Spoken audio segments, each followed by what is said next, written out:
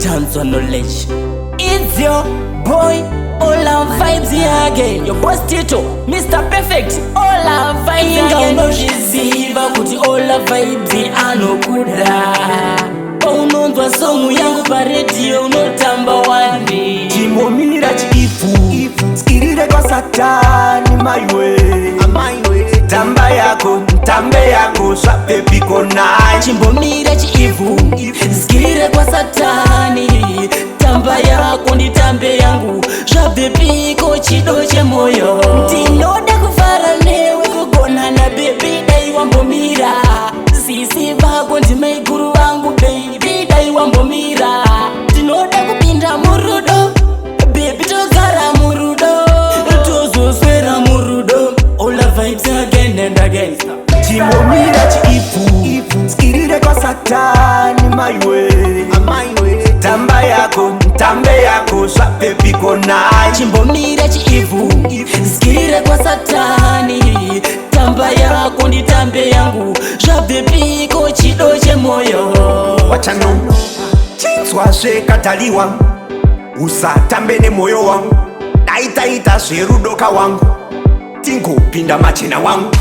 Rudo rwandinochemera kwauri kuti tiende mberi tatsuke kumashure. Rudo rwandinochemera kwauri.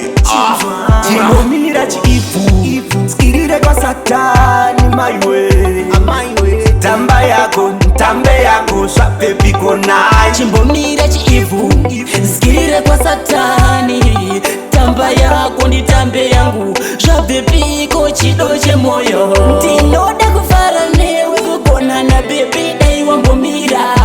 Sisi vako ndimaiguru wangu baby dai wambomira. Ndinoda kupinda murudo, baby togara murudo. Tozoswera murudo, all the vibes again and again. Chimomira chiifu, skirire kwa satani maiwe. Tamba yako, tambe yako, swape piko nai. Chimbomira chiifu, skirire kwa satani. Tamba yako nditambe yangu, swape piko chido che moyo. Wachano, chinswa shekataliwa, usatambe ne moyo wangu. Taita sherudoka wangu, tingo pinda machina wangu.